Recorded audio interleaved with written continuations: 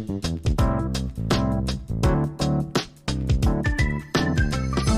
morning and welcome to Crack the Mic with Agent of Change, DeCorey Davis. And this week's segment is entitled Systemic Racism. Now, according to Wikipedia, it defines it as institutional racism and is a form of racism that is embedded in the laws and regulation of a society or an organization. In fact, it manifests itself in the form of discrimination in the areas such as criminal justice, employment, housing, healthcare, education, and political representation. Now, according to one of our most notable leaders in our community, Dr. Martin Luther King Jr., spoke about this very issue when he delivered a speech to over 7,000 people on May the 17th, 1967 at UC Berkeley Sproul Plaza in Berkeley, California. Dr. King stated the following, saying that true racial equality cannot be reached without racial structural changes in society. In fact, justice for Black people will not flow into society merely through court decisions, nor from fountains of political oratory. White America must recognize that justice for Black people cannot be achieved without radical change in structure of our society. And to help me with this week's segment, Systemic Racism, I have a distinguished panel, Dr. Kenyatta Arnett, AP of DeKalb County Public Schools, and I have Judge Christy Collins of Circuit Judge in the state of Florida, and I have back to the podcast, our executive producer, Isaiah Wallace. Welcome, panel, to the guests. Welcome, panel, to the broadcast. Good morning. Good morning. Good morning. Good morning. Okay. Now, the NAACP president, Derrick Johnson, defined systemic racism as a system and structures that have procedures or processes that has disadvantaged African Americans. Also, Glenn Harris, president of Race Forward and publisher of the Color Lines, defined it as the complex interactions of culture, policy, institutions that holds in place outcomes we see in our lives.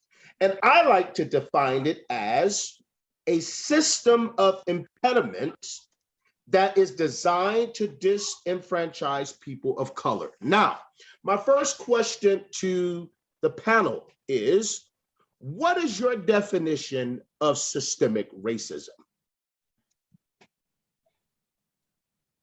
Well, I don't necessarily have my own definition. I only have the definition of things that I've read, and I guess my own thoughts about it mixed in and commingled into that, I guess, if you will.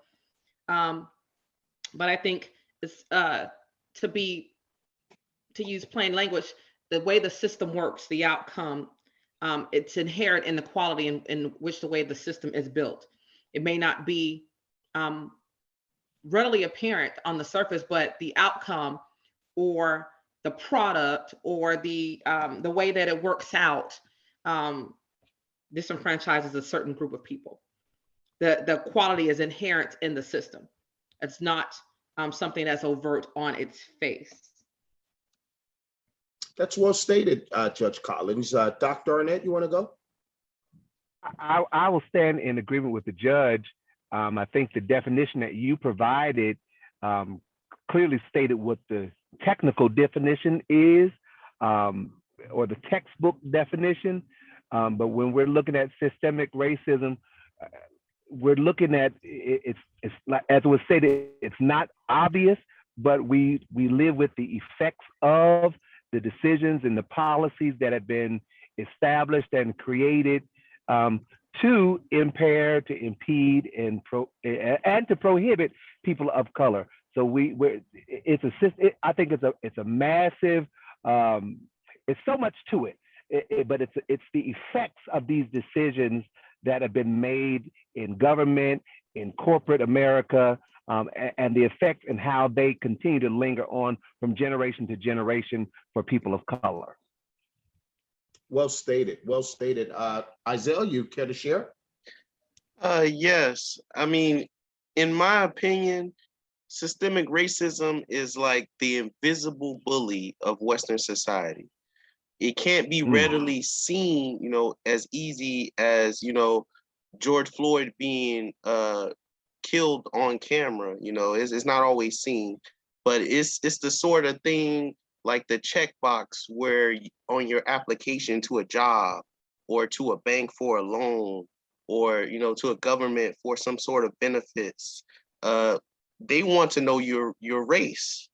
And it may seem benign, but oftentimes they decide whether or not you're a poor investment based on what you tell them about your race. So I know that systemic racism is there just because of the outcome. Yes. Wow, that's powerful. That's powerful. Now, I want to ask this second question. Now, do you feel that, do you guys and lady feel that structural racism prevents or makes it more challenging for people of color to participate in society and in the economy? Does it make it more difficult? Challenging, difficult, yes. Difficult or challenging? Most definitely. When you have obscure rules, you have all of these hidden things that you don't even know, as the brother just mentioned, you're checking a box and you don't even know that there is an algorithm in place to automatically move you to a different category simply because you check the box, to identify your race. Yes, it does make things more challenging. Is it obvious? Is it an obvious challenge? In most cases, I don't think it's as obvious as we think, but the challenges are there.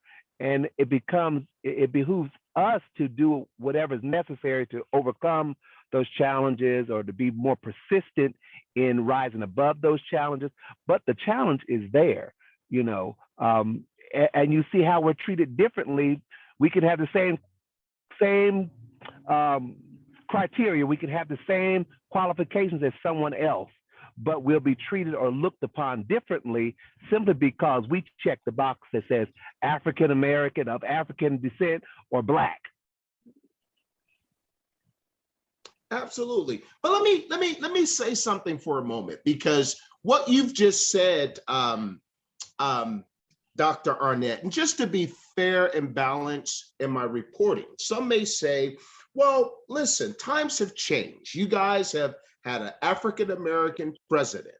You guys have had an African-American female vice president. So should that have somehow repaired the breach? And I would say no. 1 out of 46 doesn't balance the breach. And the one that was elected was not treated as fairly. In fact, he was blatantly disrespected because of his race on several occasions, but no one saw that as, some people didn't see that as a problem. So it's still just because he was the president. I don't know why people think that because we had a Black president, or we have a Black female vice president currently, that is supposed to rectify centuries of mistreatment, unfair treatment, unequal treatment in this nation. That does not change. Yeah, that doesn't fix it. Not to me, it didn't. All right, Judge Collins, you want to weigh in on the question? You still have people dying. It didn't change. It didn't change the system. He was elected. She was elected, but it didn't change the system. The rules are still in place. The systemic issues are still there. They're still in place. So it didn't change the system. Okay, well stated. Judge Collins, you want to go ahead? Do you feel that structural racism prevents or makes it more challenging for people of color to participate in society and in the economy? I definitely think that it can make it more difficult for people of color, or yeah, people of color, all different people of color, to be on an equal playing field at times. And I think when you say structural racism, I'm thinking that's akin and very similar, if not exactly the same, as systematic racism. So, because there's a difference, a slight difference, though, between Hmm. systemic racism and systematic racism. Systematic racism is when there's just some systems in place that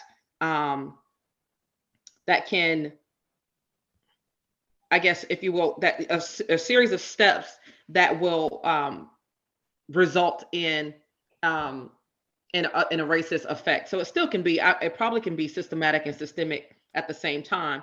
But for example, like if there, I think Dr. Arnett was kind of talking about this one thing I was reading about. For example, like if a computer mirrors what a particular company's regular hiring practices are, if they look at certain people from certain backgrounds, they deny people from certain schools, they take people with certain economic backgrounds or certain credit scores, or the program, if there's any kind of calling involved, a recruiter or a program might put people who sound a certain way, or who has a certain uniqueness to their voice in a certain category, then that might result in um, an outcome, probably a despair outcome, if you will. And that kind of structure can make it more difficult for people of color, who are going to be more likely to have a unique sounding voice, or a unique spelling of their name, or unfortunately, more things in their background. People of color are more likely to be arrested, so they're going to have, at least in some measure, maybe some strike against them, and it can just make it more difficult. Wow, that's powerful. That's powerful. I never thought of it that way. Isaiah, you want to go? Yes. I feel that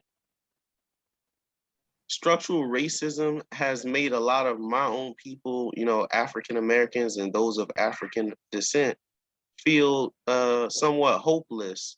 And to me, that is all the point of structural racism, to take away that hope, to take away the idea of a fair game. You know what I mean?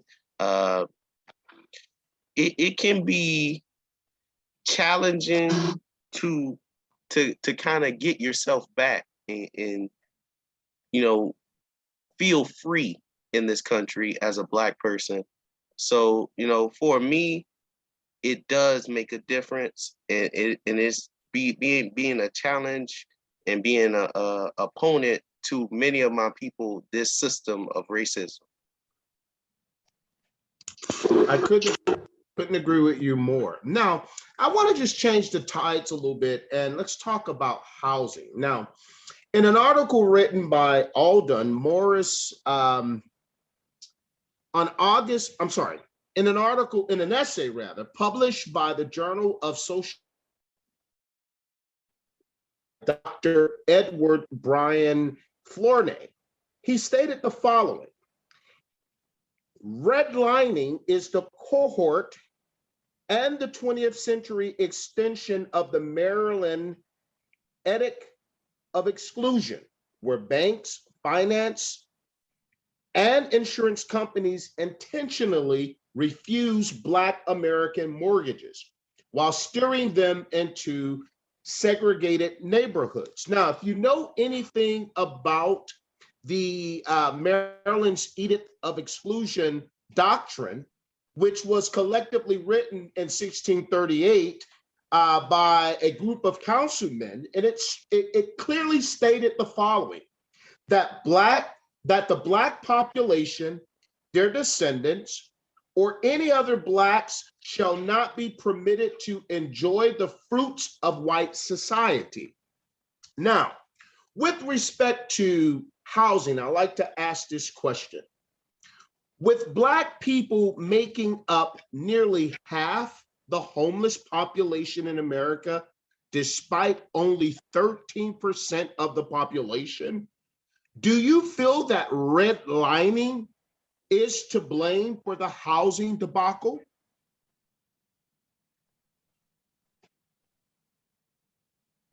And I'll carelessly, not carelessly, but I'll say this here. And I don't want to be careless with this statement because there's a word, a fancy word, and I like how he sort of mesh the doctrine of Maryland's doctrine of exclusion with this whole ideal of redlining, because I think how they like to play it today, they use a fancy word called regentrification. And we know what that has done, that has misplaced many Blacks in urban areas. Here in Miami, when you look at places like the Polka Bean projects or Scott projects, or even in Atlanta, Auburn Avenue, which was mainly ran by Black businesses and Black homeowners. And it has since been revived, but the people, the families, the Black families that exist in those communities have now been displaced. And it has been revamped and it has been taken over by wealthy middle-class white folks. So my question is, do you guys feel that redlining is to blame for the housing debacle? In my city, we're undergoing quite a bit of regentrification of some neighborhoods. Definitely, there are likely some people who have been displaced because of the revamping of the neighborhood. However, one thing that I love about the city that I'm in, and I'm assuming and hopeful that it will be in every city that does regentrification in neighborhoods that are made up of the less fortunate of our society, which unfortunately consists a lot of people of color, is that they make sure they work in, that they include affordable housing in that, so that people who are living there won't have to be totally displaced, that they can still live in the neighborhood in which they were living in. And so I'm just trying to make sure we are also talking about some things that are forward looking. To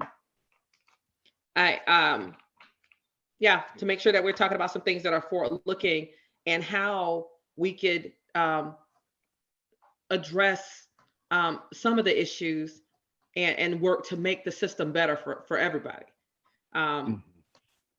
And I think that on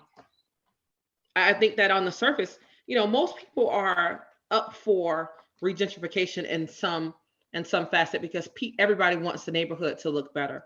Everybody wants to ride through a neighborhood that looks good, a neighborhood that they feel safe in, a neighborhood that's going to raise their property values for those who are owners, a neighborhood that their children feel comfortable and safe in playing.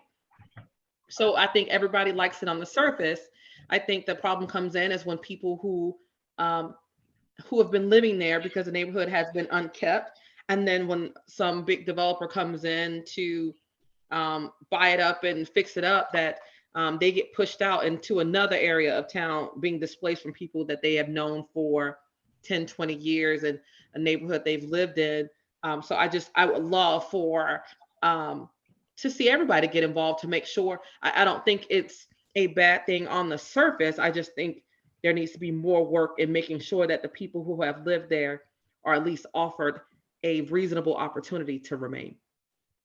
But here lies the problem, if I may play the devil's advocate, because when you look at areas that have been revamped, quote unquote, and the big developers come in, oftentimes the requirements for those who they promised, like in this area here in Miami, the Scotts, they revamped that area. And it has been a known fact that a lot of the people who were there before were not welcome back, because for whatever reason, they make the prerequisites so high certain things like, okay, there's an income requirement. You must have a certain income. And that's good and dandy. But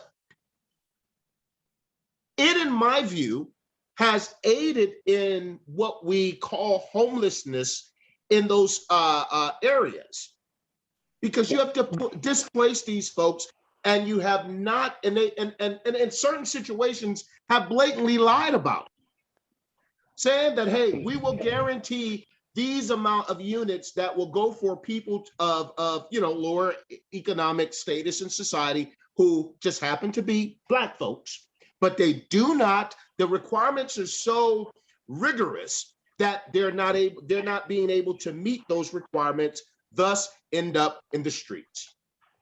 Now, I'll chime in, and I hear your point, and I heard Judge's point, but I think when we go back to your question, I would not say that that redlining is the cause in and of itself. Is it a factor that helps to perpetuate the homeless crisis in America? Yeah, it does have an impact there. It is a factor that perpetuates homelessness, but we have to look at redlining in and of itself is not the issue. It's the economic abandonment of government systems that restricted funding to these areas. It didn't provide the same level of funding and care to these areas. So it's not just the redlining that has made people homeless, but people don't have jobs, they don't have meet the qualifications for employment. It's so many other things that go into the homeless crisis, because we also have to, when you talk about homelessness, you also have to speak about the amount of United States veterans who are not receiving adequate care, and they're Right. a part of that large number of homeless people across the country. Me being a veteran, I'm fifth generation, United States military service person, and so I see that, and I look at my mother when she goes to the VA and how they're treated, and so there's so many different factors that go into play when it talks about what causes homelessness. But it's not just the redlining, because you have homeless people that live in areas that are not redlined. But when you got redlining, you talk about schools that didn't get adequate funding, schools that are not cared for, schools in the 21st century that still don't have. When I worked in Baltimore, I was working in school systems in Baltimore, and we had schools in the 21st century, in the year 2021 and 2022, that still do not have central air conditioning. They're still surviving off of window units in these schools, in these communities. So you're talking redlining, you're talking about how the government has abandoned these communities. And so it's more than just the redlining. It really goes back to that systemic racism, those policies that are put in place to keep people suppressed and in a place of oppression. I couldn't agree with you more. I was going to say, I think to piggyback off what Dr. Arnett was saying, I also think that the homeless community is comprised of a lot of people with mental health issues. I've definitely Yes. seen that. I've worked with some homeless people myself. Is actually a cause that's really near and dear to me. When I was in law school, I worked in a homeless clinic, and we do have, and I'm just speaking of resources that I know are available in the city in which I live. We do have several programs, housing programs for homeless people, and for people we have several shelters, one for women and children, one for men, and different little arrangements with housing, period, like I guess with housing complexes, they can house people. But even with the people that I know personally, that were placed, I know that some still struggled with going back out on the street because it was more than just having the housing. The mental health wasn't addressed in the way, so that's part of it too. And so I don't think that's all of it, but I was just thinking about Dr. Arnett's point about our veterans and how they are not, in some cases, are not receiving the assistance and support that they need to be successful members of society once they exit from the military. And I think a lot of that is due to a lot of the issues with our homeless populations is due to mental health as well. Yes, that and Judge, and I'm sure you'd agree that you also have to look at, when you talk about homelessness, you're talking about people who get released from the jails and prisons who have no place to go. You get the paper bag with the stuff that you had when you were arrested, but where are they to go? So there's no Right. rehabilitation process. So that adds to your homelessness. And regentrification is just something completely different, because now you're taking areas and you're removing programs that were in areas, and you're just completely doing away with such programs. For example, in the city of Atlanta, there was a big homeless shelter downtown. Our Right. previous mayor didn't want the homeless shelter there because it was an eyesore. So we closed the homeless shelter, but now where do those people go to get services, to get food, to get have the ability to take a shower, to get off the street? They had no place to go. So now there's more people. They've made a tent camp literally in front of the state capitol. They made a homeless Wow. camp on the property of the state capitol because they have no place to go. I drove by the facility that is downtown. The building still stands. The building still stands. However, they have boarded up the doors to keep them from going in. I saw homeless people pry the wood off the door so they could go in, sneak in, so they could have some place to lay out of the elements. So it's like, what do we do? When do we do? We remove these different programs, but we never build something to replace them in our efforts to beautify our cities and communities. We are not addressing the underlying issues that cause homelessness, the mental health, veterans, lack of employment.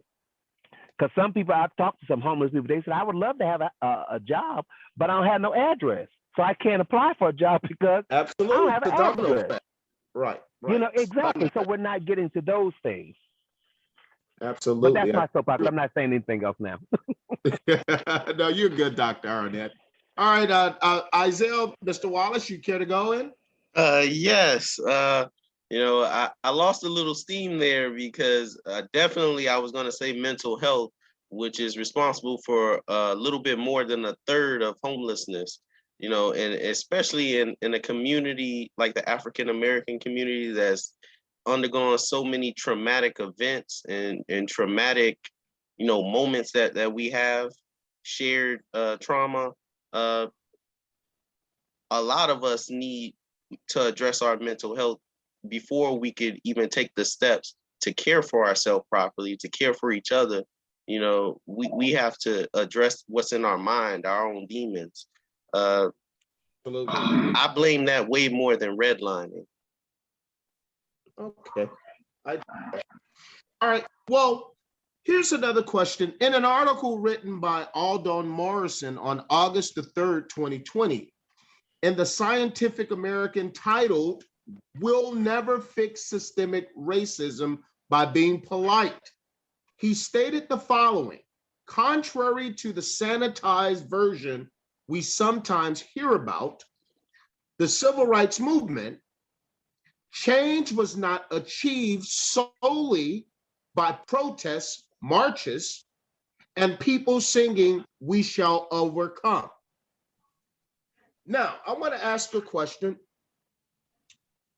Do you guys really believe that Blacks and minorities are partly to blame for systemic racism? And if so, it's a two-part question. And if so, can we, or what approach, or what radical approach should we take to alleviate it? You're asking, are people of color responsible for Yeah, systemic racism? yes. No, because we're not the people who sit in the seat of power. That's powerful. Racism belongs to those who have the seat of power and have the means to control. We don't, as you stated earlier, we've had one elected Black president. Obviously, we don't sit in the seat of power. The seat of power still sits in the helm of white Anglo-Saxon men. They sit in the seat of power. The systems that are in place that still operate in this country now were written by white Anglo-Saxon men. They wrote those rules to keep us from, we weren't even included in the book.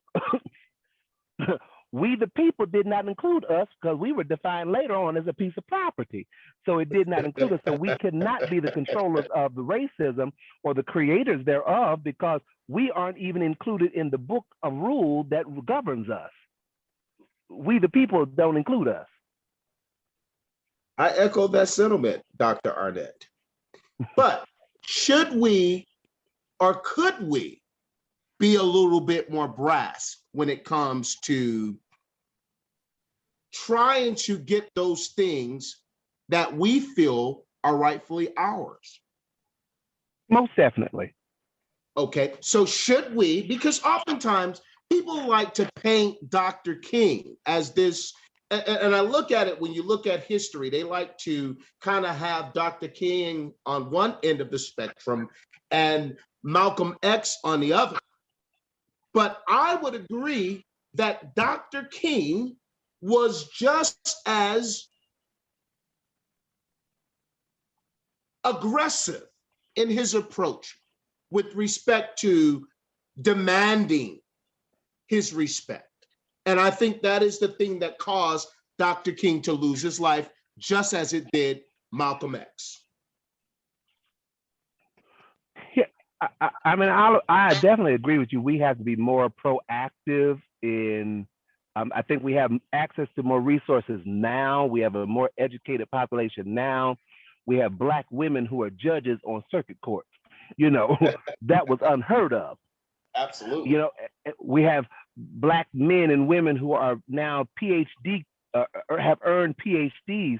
And so, yes, it's incumbent upon us to become more proactive, which means we have to be more aggressive in our teaching of our children the truth that impact who we are now if we're going to reshape who we're going to be tomorrow. Couldn't agree with you more. Couldn't agree with you more, Dr. Arnett. Judge Collins, you want to share? I was thinking about what Dr. Arnett was saying. I think that, and I actually think that we have made some strides. We have a long way to go as a people, but we have definitely made some strides. Like Dr. Arnett was saying, that we have people in elected offices. We have people who are PhD holders, way more educated than we were years ago. And I think we just need to continue on that trajectory by voting, making sure that we're signed to vote. And speak to our family members who may have decided they are just going to check out of the electoral process because they feel like, well, my vote means nothing. I've heard that so many times. Making sure they are participants in a system, whether they like it or not. A lot of people, some people like the system, some people don't. Some people are on one side of the spectrum, some people are on the other. But nothing ever changes for good or for bad without people actually voting and participating in the system. And running for office and supporting different people in campaigns. Our community is not necessarily used to that. I think now it's becoming a thing where, hey, I could get involved, I can help out, I can work for this cause, and I can help out for this thing that I believe in, and this thing that I think will be good for our community. I think those things are just now catching on. So, I'm excited to see where we'll be in 20 years. And definitely diversity is a buzzword right now in every arena: education, healthcare, politics, diversity is the buzzword. At least on the surface, people seem excited about it. And I think that's going to be the key for all races to continue to diversify, because we are our strongest when we have representatives from the community that is more reflective of the community in which we serve.